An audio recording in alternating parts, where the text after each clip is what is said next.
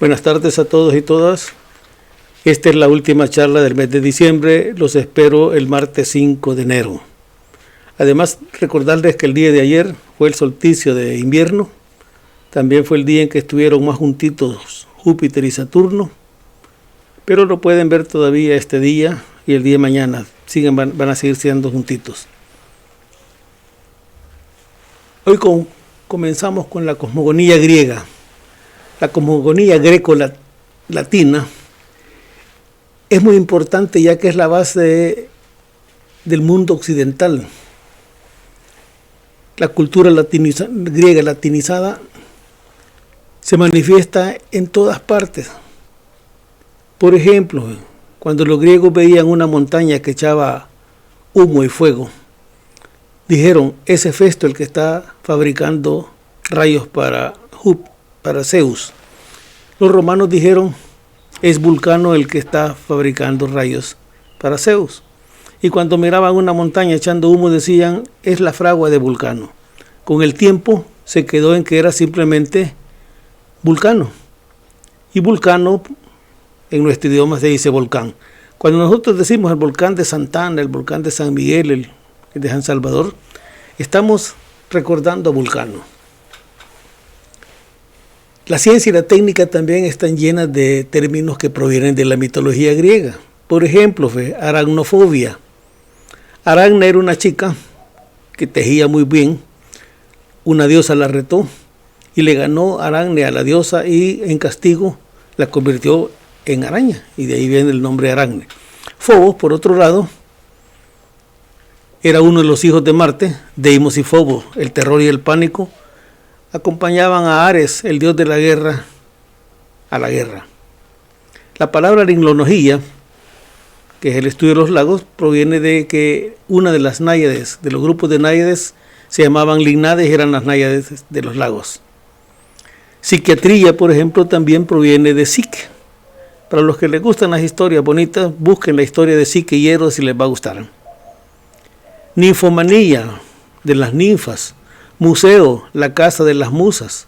Atlas, con la colección de mapas, era el señor que sostenía el cielo. Morfina viene de Morfeo, el dios del sueño. Cereal viene de Ceres, la diosa de la agricultura. Energía eólica decimos hoy. Eolo era el dios del aire. Junio viene de Juno, que era el nombre latino de Hera. Vestíbulo viene de la diosa Vesta, que es la diosa del hogar. Marcial, de Marte. Música, pues, de las musas. Venéreo, de Venus. Enero, Janus, era uno de los dioses latinos. Afrodisíaco, de Afrodita. Ese es Aracne. Y vamos un poquito más allá. Los primeros habitantes de la península balcánica se expresaban con el animismo y medían que había espíritus en la naturaleza, en los sentimientos y los valores. Con el tiempo esos espíritus se convirtieron en dioses. Sin embargo, las tribus se vieron invadidas por las tribus del norte, que tenían otros valores, la conquista, la fuerza, el valor en la batalla. Esas deidades se unieron a las deidades de los costeros y fue apareciendo esa cosmogonía, ¿no? Uno de los logros importantes de esta historia mítica fue los ciclos históricos, la cronología mitológica. Esa cronología mitológica se resume en los siguientes elementos. Los mitos de origen o edad de los dioses. La edad en que los hombres y los dioses se mezclaban libremente y la edad de los héroes, donde ya prácticamente los dioses tienen poca participación. Hesíodo, por ejemplo, nos habla ya de las edades del hombre y habla de la edad de oro, la edad de plata, la edad de bronce y la edad de hierro. La edad de oro fue de Cronos y las otras ya son de Zeus.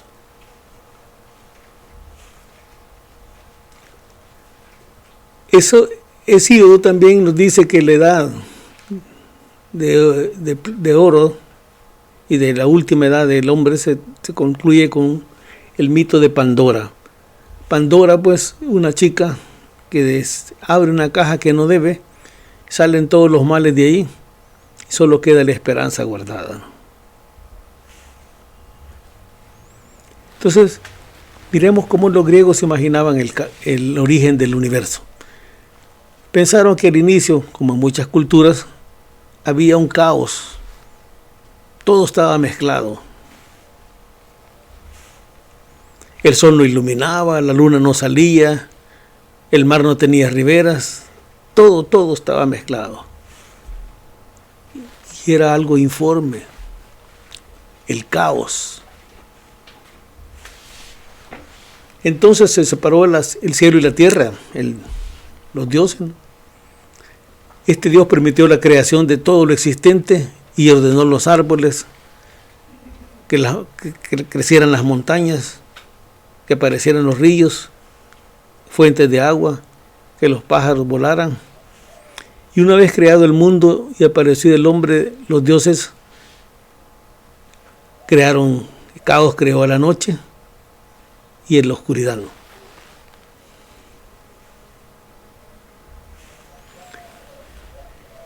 Esos dos dioses, la noche y la oscuridad, crearon a Eros, al amor, a Éter, la luz, a Hemera, el día, a Geo, la tierra, y la tierra, ella solita, generó al cielo, Urano. Y tenemos una imagen del panteón. Pan, a propósito, quiere decir todo en griego, y teos, Dios, todos los dioses de ese panteón. Bueno, decíamos que tras el caos surgió la Gea, la tierra. Ella creó el cielo y también la profundidad del mar.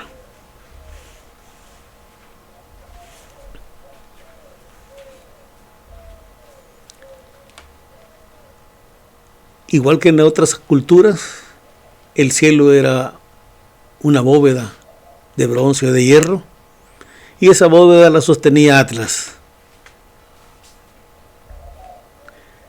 Aquí, como es muy amplia la cosmogonía griega, solo voy a hacer un breve resumen. Geo y Urano crearon el océano y a todo este conjunto de dioses, ¿no? Tal vez de esto es importante Cronos, porque va a ser el que se revela y que da nacimiento a la nueva etapa de Dios, el que Nix y Erebo crean todos estos dioses también. Y tal vez es importante Eris, solo como una curiosidad. Eris, la diosa de la discordia, es la que tira la manzana en la reunión de los dioses, y a partir de eso pide que le den la manzana a la más bonita de las diosas, y eso mitológicamente crea la guerra de Troya, ¿no? Bueno, Zeus derriba a Cronos, es el dios del cielo y el trueno, tiene el rayo, el águila y el toro y el roble como sus símbolos, y el cetro, pues, que es una adquisición de los sumerios. Se supone que existió una estatua famosa de Zeus, que era una de las 7 maravillas del mundo antiguo, y Zeus tenía el rayo. Ya hablamos que Vulcano, le decían los griegos, los romanos, que le fabricaban los rayos a Zeus, ¿no?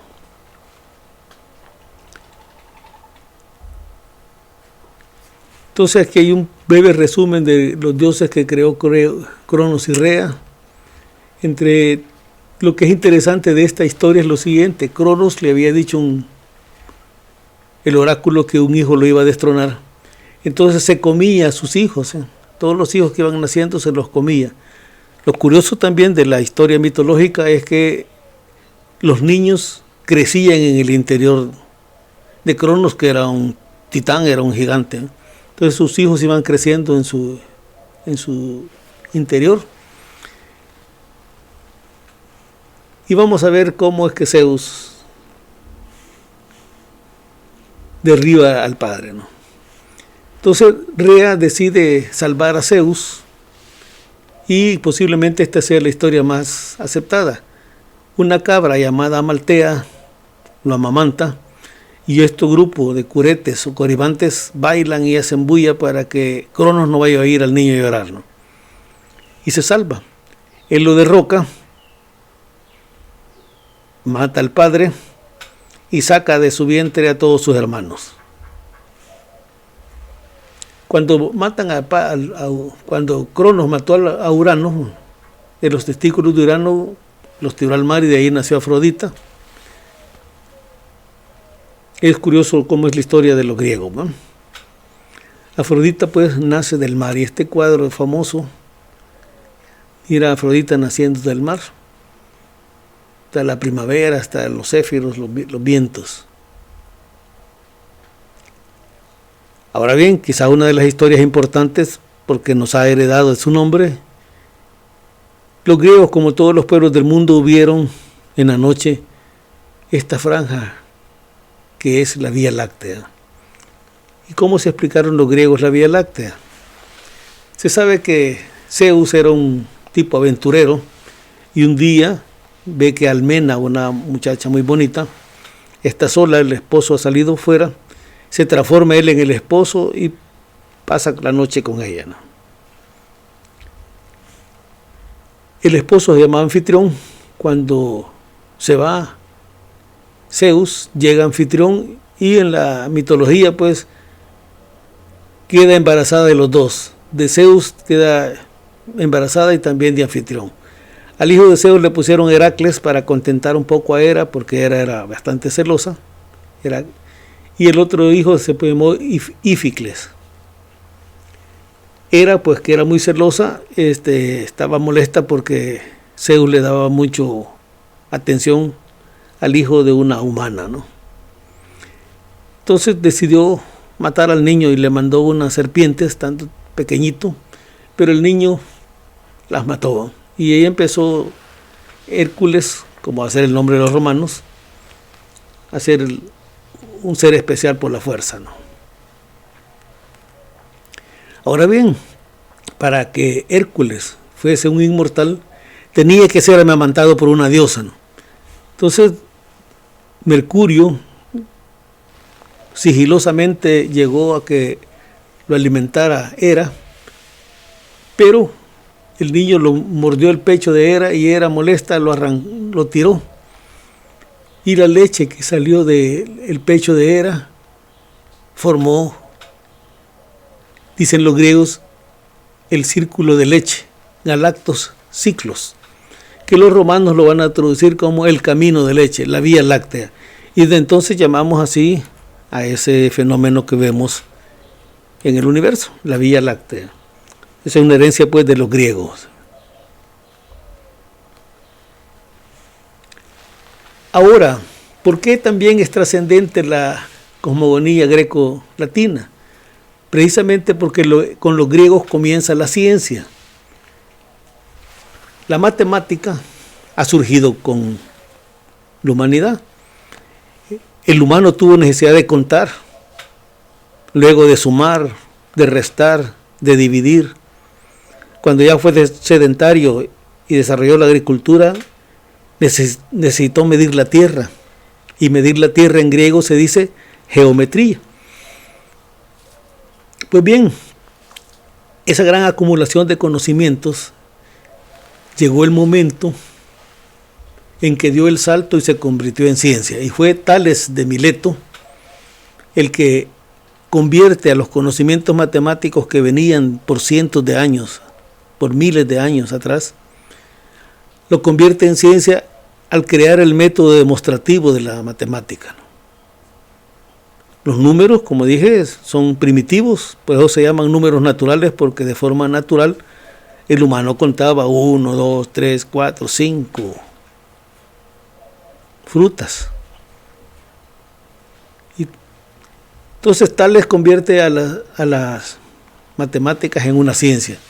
Y con la ciencia aparece un nuevo elemento que va a contribuir a conocer el universo. Tales tuvo discípulos, Anaximandro, busca una explicación física de los cuerpos celestes y de su movimiento. Y se empieza a imaginar, a tener modelos. Piensa que el sol y la luna son ruedas huecas llenas de fuego. Anaxímedes, otro de los discípulos, contribuye pensando que existe una bóveda cristalina en el cielo. Y con eso se continúa desarrollando la idea de bóveda celeste que había nacido también con los sumerios.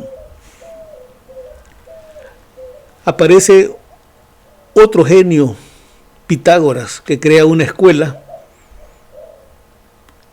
Y esta escuela con Pitágoras empieza a poner modelos del sistema solar.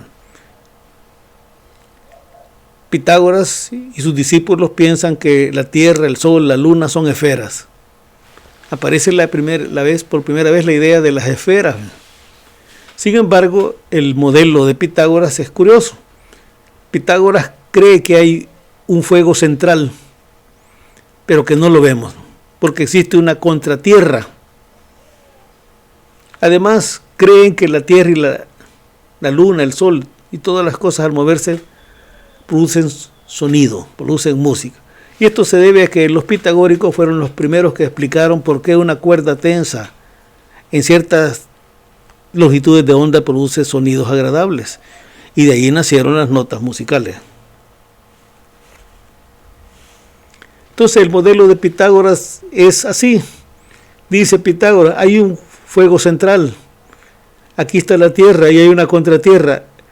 Lo mismo que se mueve aquí, se mueve en el mismo ángulo de la contratierra de tal manera que siempre está oculto el fuego central. La Luna, el Sol. Entonces aquí aparece una idea interesante. No están dando vuelta alrededor de la Tierra, están dando vuelta todas las cosas alrededor de un fuego central. Los griegos pues empiezan a pasar de predecir, simplemente observar y predecir, a querer explicar el mundo.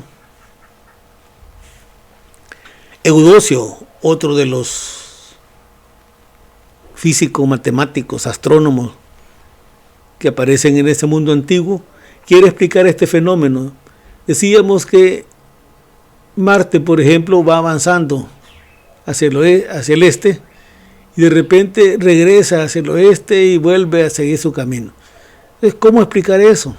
Eudocio es el primero que trata de explicarlo con una construcción bastante compleja de esferas. Este es Marte, por ejemplo, dice Marte está girando en esta esfera, ¿no? Hay otra esfera que está engranada con esta que también gira acá. Y la Tierra está ahí. Entonces el efecto que vemos con este conjunto de esferas, él logra reproducir ese movimiento. Obviamente que esto es bastante complejo, pero lo importante es, se quiere explicar por qué se ve así el universo, las cosas del universo.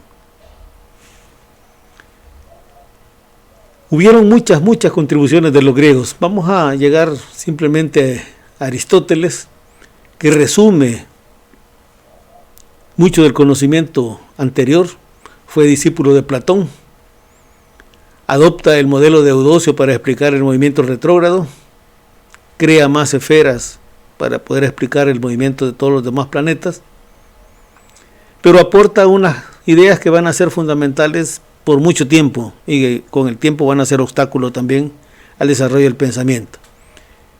Dijo Aristóteles que el movimiento celeste tiene que ser circular, pues es el único movimiento que se puede repetir por siempre y es adecuado para los cuerpos como la luna, el sol, las estrellas que no cambian. Acepta la idea pitagórica de que la luna, el sol, la tierra, los planetas son esferas. Además adopta otra explicación que están buscando de los griegos y de qué está hecho el mundo. Han llegado los griegos a la idea de que está formado las cosas de tierra, de aire, de fuego y de agua. Y estos elementos al inicio tuvieron un lugar natural. Y por eso es que los cuerpos sólidos, por ejemplo, caen porque quieren ir al centro, porque el centro era su lugar natural.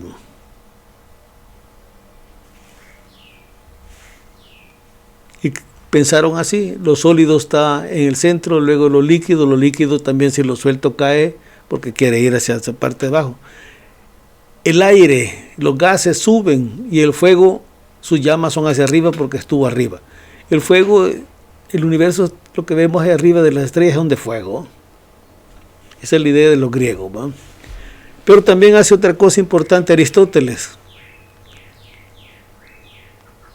Se pone a pensar, ¿cómo puedo comprobar que la Tierra es una esfera? Y dice, si la Tierra fuera plana, como dicen algunos, durante un eclipse su sombra en la luna se vería así. Y no se ve así. Entonces, no es un plano, es una esfera.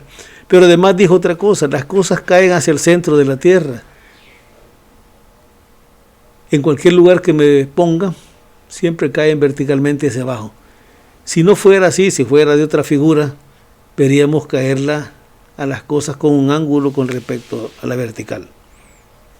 Entonces, como vemos, Aristóteles trata de justificar algunas de sus ideas con un razonamiento deductivo, ¿no? Y sigue avanzando la ciencia con los griegos. Aristarco de Samos, un poco tiempo después de que Euclides, otro gran matemático, publica sus libros, Los Elementos, aplica la geometría para calcular la distancia de la Luna de la Tierra a la Luna y de la Tierra al Sol. ¿Cómo lo hizo con la Luna? Dijo, bueno, en un eclipse, si yo empiezo a ver cuando la Luna entra acá, pasa la Luna en la sombra, y voy a hacer un supuesto, dijo. Voy a suponer que el diámetro de la Tierra prácticamente se mantiene, la sombra es el mismo diámetro de la Tierra. El diámetro angular, si lo puedo medir, es medio grado. Y hizo un cálculo de cuántas veces cabía la Tierra, la Luna en la sombra de la Tierra. Y llegó que era 3/8 del tamaño de la Tierra. Con eso, y aparece otro dato importante, aparece esta fórmula que se llama fórmula de los ángulos pequeños. La trigonometría estaba incipiente y esto resuelve el problema. 206.265 es el número de segundos de arcos que caben en un radián. Este es el diámetro angular, este es el diámetro lineal y esta es la distancia, ¿no? Entonces, como ya estimó el diámetro angular, ya se midió y estimó cuántas veces cabía, hizo el cálculo y llegó precisamente a encontrar un resultado, ¿no? Fue Hiparco el que termina ese cálculo y llega a que son 59 radios terrestres. En la actualidad, bien expresado en radios terrestres, se dice que son 60. Ustedes pueden ver que era muy buena la aproximación del griego. Y podemos utilizar esto todavía con nuestros telescopios. Si alguien tiene un telescopio que puede medir el diámetro angular del objeto que está viendo, puede hacer lo siguiente. Por ejemplo, en un telescopio vieron que el diámetro angular de Venus era de 49.916 segundos de arco. Si sabemos que el diámetro de Venus es de 12.100 kilómetros, aplicando la fórmula de los ángulos pequeños, se llegó que estaba a la distancia en ese momento de 50 millones de kilómetros, o sea, 0.33 unidades astronómicas. Eso quiere decir que tanto la Tierra como Venus estaban muy próximos en su órbita, ¿no?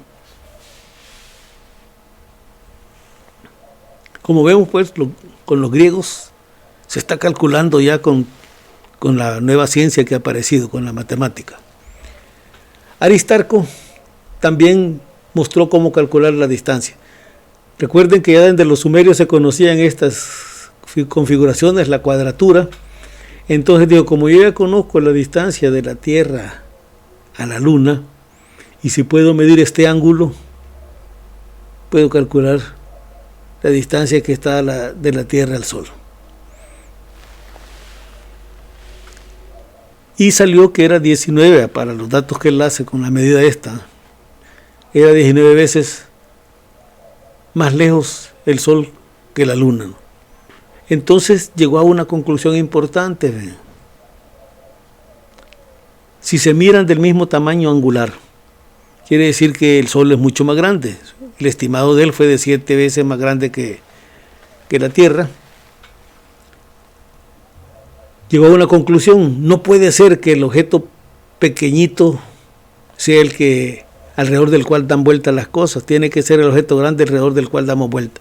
Y es el primero que piensa que estamos girando alrededor del Sol y no al revés. Esta idea va a permanecer así por más de 1000 años hasta que se vuelva a retomar, ¿no? Aparece otro grande, Eratóstenes. Eratóstenes descubrió un día que en la ciudad de Siena, cierto día del año, el Sol pegaba en el fondo de un pozo. Ese mismo día, el siguiente año, vio que ese mismo día un obelisco en Alejandría producía una sombra. Entonces el siguiente año repitió el experimento. Uno de sus alumnos estaba acá para verificar que ese día, al mediodía, el Sol estaba cabal en el cenit del lugar. Y con otros grupos de sus estudiantes midió la sombra y calculó este ángulo.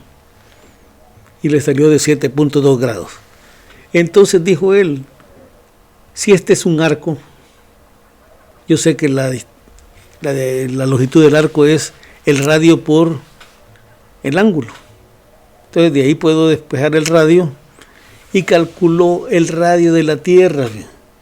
Eratóstenes fue el primero que midió la Tierra. Obviamente que su medida con las unidades de su tiempo le quedó en 5000 estadios. Y con los estadios hay problemas. En esa época habían dos tipos de estadios, uno que era griego y otro que era romano. Pero además, como los estadios de nosotros ahora, le dicen el estadio es legal si está entre este y este valor. Lo importante de Eratóstenes es que ese método se puede seguir utilizando. Y vamos a ver si un día de estos lo utilizamos con los compañeros de México para hacer una medida local del radio de la Tierra. Entonces, Alejandría y Ciene, hoy se llama Asuán, Ciene, nosotros lo podríamos hacer entre Santana y la península de Yucatán, ¿no? Otro grande de la astronomía y matemáticas fue Hiparco. Hiparco, en el año 134 a.C., en primer lugar vio una estrella nueva, algo que no estaba en el cielo apareció de repente, y eso lo motivó a hacer un catálogo de estrellas. Logró catalogar 850 estrellas.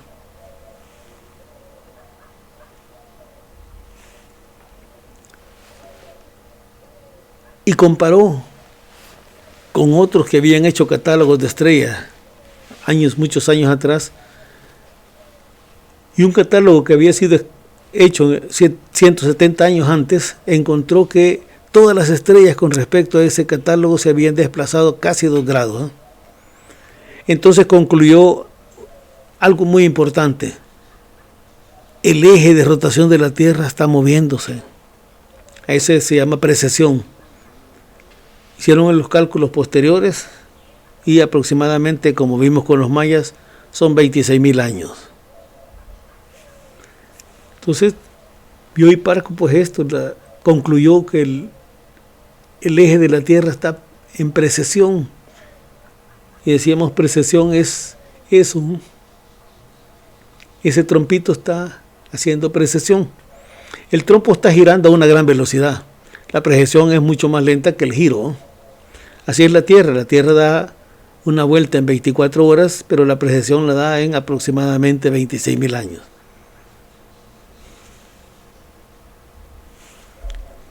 Entonces la Tierra, el eje de la Tierra, con el tiempo gira, y eso hace que la estrella polar no haya sido siempre la misma.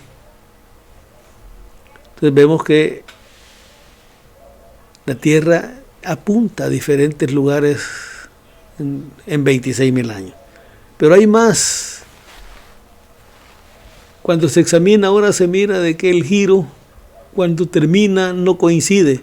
Y esto es porque nos describe otro movimiento que tiene también el sistema solar, no la Tierra, no solo la Tierra. Nos estamos desplazando alrededor del centro de la galaxia y eso produce esto. Finalmente, nos hemos sintetizado bastante de la cosmogonía griega, pero llegamos a Claudio Ptolomeo. Trabajó en Alejandría ya en la época después de Cristo. Completó los datos de la apreciación y la posición de los planetas, introduce las medidas de latitud y longitud geográficas,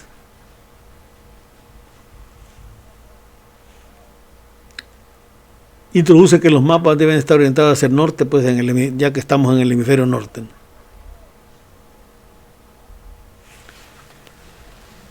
Claudio Ptolomeo escribió un libro que se llamó originalmente que los árabes le llamaron Al-Mayesti. El más grande quiere decir en árabe esto. El primer libro habla del sistema geográfico, donde introduce pues la idea de latitud y longitud. El segundo libro habla sobre la periodicidad de los equinoccios y la longitud del año. En el tercer libro se habla de los solsticios y los equinoccios, y le decíamos que el día de ayer fue el solsticio de invierno. El cuarto libro se pone en los estudios de la luna y del mes sinódico lunar.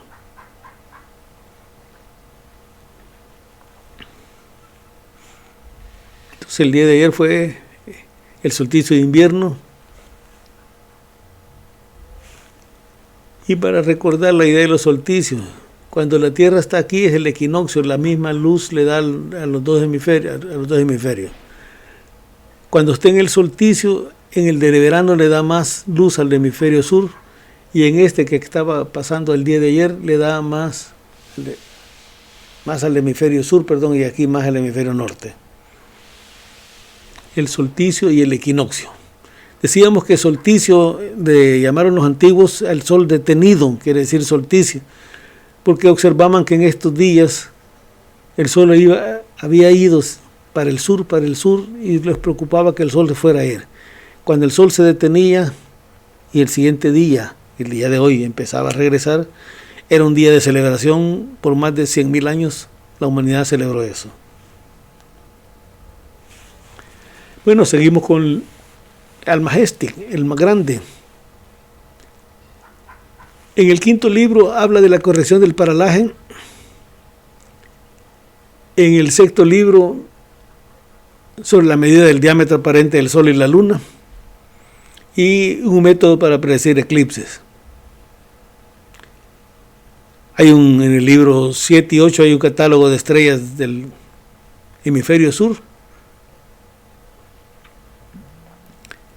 Y del 9 al 13 está lo más importante para nosotros en este momento. Muestra cómo calcular las posiciones y la trayectoria de los planetas, exponiendo en detalle en qué consiste su modelo. ¿En qué consiste su modelo? Ya decíamos que había en estos fenómenos de el movimiento retrógrado. Ese es lo primero que enfrenta Ptolomeo y dice, miren, el movimiento retrógrado se puede explicar de esta manera. El planeta da vuelta acá, pero el planeta está dando vuelta en un círculo menor, que se llama epiciclo. Cuando el planeta va para acá, nosotros en la Tierra lo vemos en movimiento retrógrado. Cuando va para allá coincide con su movimiento de traslación y es el movimiento directo. Cuando va para este lado es retrógrado. Entonces, todos los planetas menos la Luna y el Sol tienen epiciclos.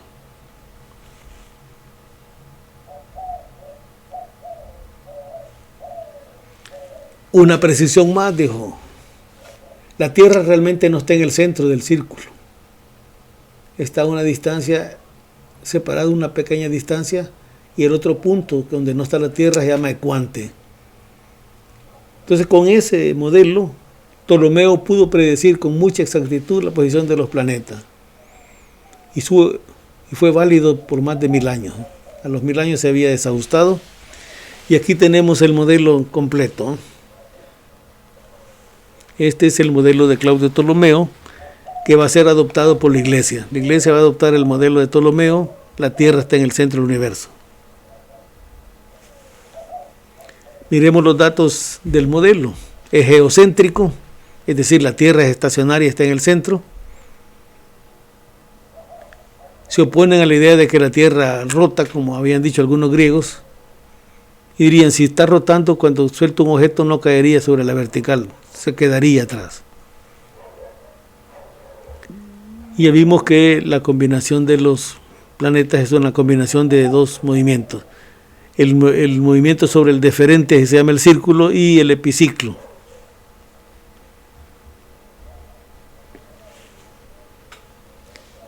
Y con la corrección de que la Tierra no es el centro del movimiento, sino que está a una distancia de otro punto llamado ecuante. El modelo nos dice que Venus y Mercurio también se mueven de tal manera que los centros de sus epiciclos están en línea siempre con el Tierra-Sol. Eso para explicar de por qué no se alejan tanto del Sol. Bueno, con eso se podría decir que concluimos la idea de la herencia grecolatina. Hay más todavía, muchas más. Se ha hecho una síntesis porque la única idea que tenemos es ir construyendo la idea de cómo hemos llegado a la concepción de universo que tenemos en la actualidad, ¿no? Dejamos que pasen un poco más de 1000 años y llegamos a 1543, cuando Nicolás Copérnico escribe el libro sobre la revolución de las órbitas celestes. La palabra revolución significa vuelta. Las personas mayores que me escuchan saben que los acetatos, se decía, este acetato es de 33 RPM, revoluciones por minuto. Y los más pequeñitos eran de 45 RPM, de 45 revoluciones por minuto. La palabra revolución antes de Copérnico solo tenía ese significado, vuelta. Después de Copérnico, revolución va a tener el significado que tiene ahora, además de vuelta, y tiene el significado de cambio trascendente, radical. La revolución mexicana, la revolución rusa. Tiene otro sentido, pues la revolución mexicana no es que México empezó a dar vueltas, sino que hubo un cambio social importante. Lo mismo la revolución rusa o cualquier otra revolución como la francesa, ¿no? ¿En qué consiste el modelo de Copérnico? En primer lugar, el modelo de Copérnico es heliocéntrico, es decir, el Sol está en el centro y los planetas giran alrededor del Sol, y adopta la tesis de Aristóteles en órbitas circulares. Segundo elemento, la Tierra gira sobre su eje y además se traslada alrededor del Sol. El movimiento anual del Sol se puede comprobar viendo a las estrellas, ¿no? El movimiento retrógrado se puede explicar de una manera muy simple. Hoy se puede explicar de una manera muy simple y sería de esta manera. Bueno, en primer lugar, la Tierra, al estar dando vueltas, estoy viendo que el Sol aparentemente se está moviendo sobre las constelaciones que son el zodíaco. Este zodíaco, este modelo simplemente es de 12. Lo del 13 ha sido muy moderno para el hombre occidental, ¿va? Muy antiguo para los mayas, ¿no? Entonces, ¿cómo se explica el movimiento retrógrado? Si aquí está la Tierra y aquí está Marte, a medida que yo voy avanzando por acá y Marte va avanzando por acá, lo veo que va así, ¿no? Cuando llego al punto 4, yo que voy más rápido que Marte, los planetas en la medida que están más cerca del Sol van más rápido, Y es como cuando nosotros en una carretera, en una curva, pasamos a un coche. El coche parece ir para atrás, aunque el coche siempre va para adelante, nosotros lo vemos como que se fue para atrás.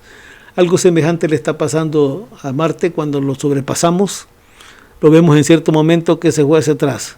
Una vez llegamos más allá de la curva, vemos que sí viene avanzando, sigue avanzando.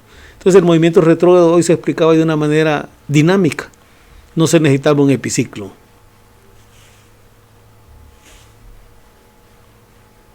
También pudo Copérnico hacer este cálculo. Otra vez vamos a ocupar la cuadratura.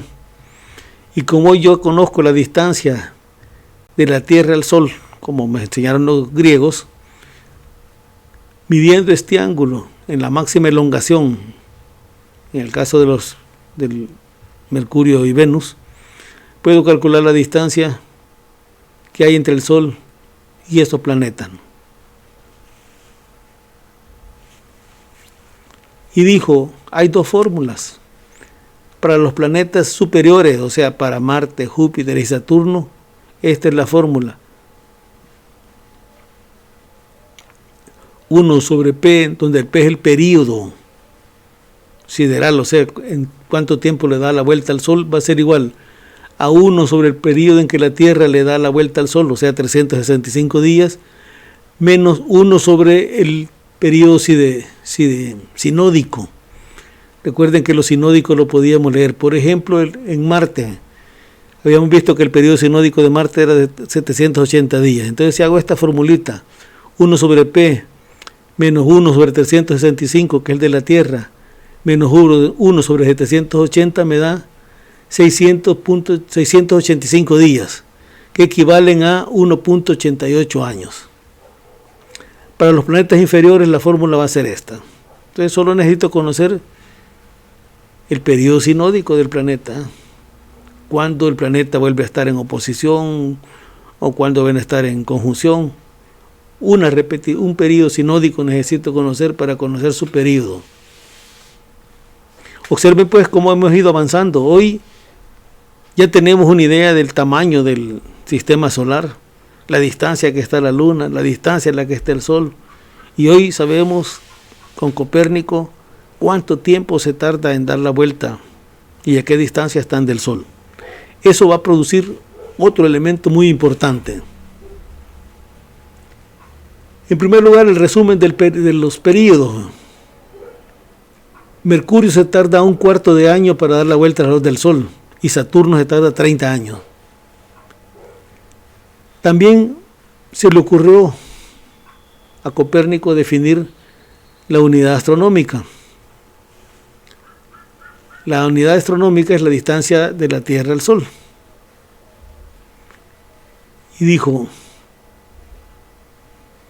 esa distancia es la unidad astronómica.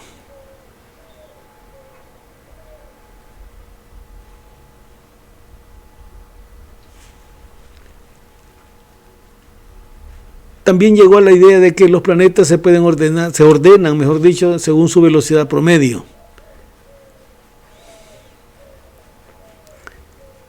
También pudo calcular la elongación máxima cuando el planeta estaba a 90 grados, digamos.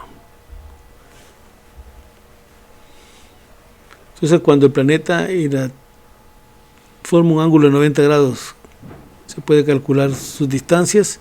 Tal como habíamos dicho, sale para Venus 0.72 unidades astronómicas.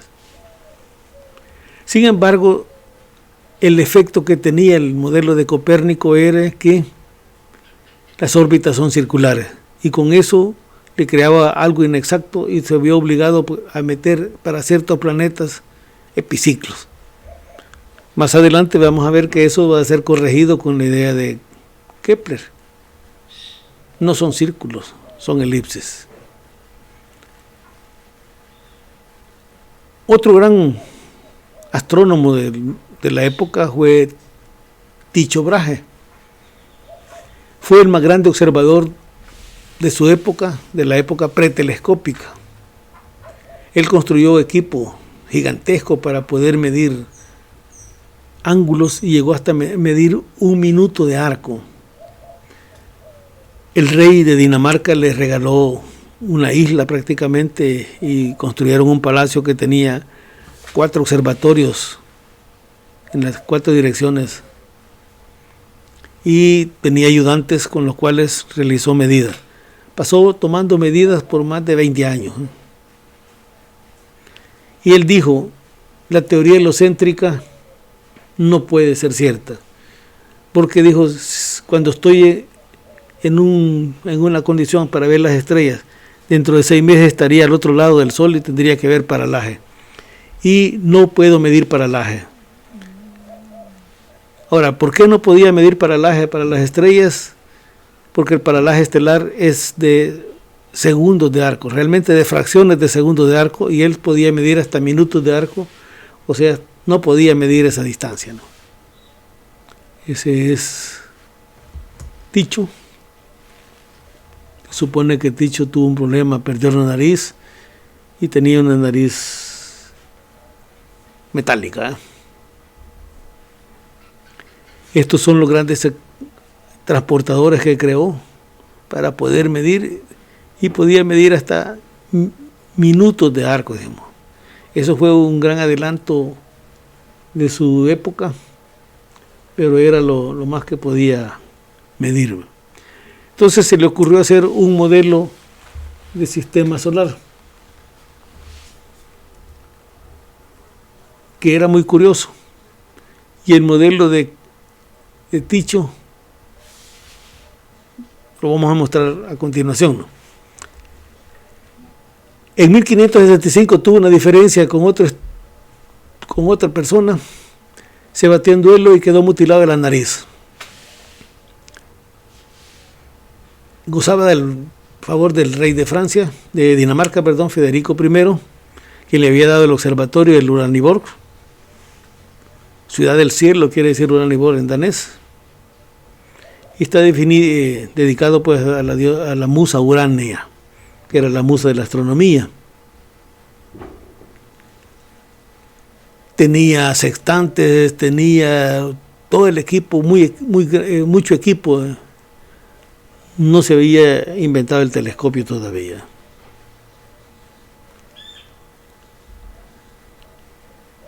Así era el Uraniborg. Estos son los observatorios que tenía. Este es el castillo. Tenía observatorios en las 4 direcciones. Tenías equipo de ese tipo, sextantes, construcciones especiales para poder medir con mucha precisión. Cuando murió el rey de Dinamarca, se tuvo que ir. Y fue muy interesante su última etapa por una circunstancia curiosa, ¿no? Conoció a Kepler, lo aceptó como ayudante, y cuando se muere, Kepler se queda con todos los datos que había acumulado por más de 20 años. Y así era el modelo de Tycho. Observen que es un modelo curioso. El Sol da vuelta alrededor de la Tierra. Aquí está la Tierra. Esta es la órbita del Sol, ¿va? El Sol da vuelta alrededor de la Tierra, lo mismo que la Luna da vuelta alrededor de la Tierra. Todos los planetas dan vuelta alrededor de la Tierra, pero Mercurio y Venus dan vuelta alrededor del Sol. Estos van siguiendo al Sol, pero Mercurio y Venus está dando vuelta alrededor del Sol. Esto es para poderse explicar por qué hay una separación máxima que puede tener Mercurio y Venus del Sol, y no así pues los demás planetas. Entonces observen este modelo muy interesante. La Tierra, la Luna, el Sol dan vuelta alrededor de la Tierra, Marte da vuelta alrededor de la Tierra, no están centrados en las órbitas de los demás, ¿va? Saturno y Júpiter, y solo son los planetas que se conocían en ese tiempo. Entonces este modelo es un modelo muy especial, el modelo de Tycho. Bueno, nos veremos el 5 de enero de 2021. Cuidémonos, también cuidemos a nuestra familia y a nuestros amigos. Hasta pronto.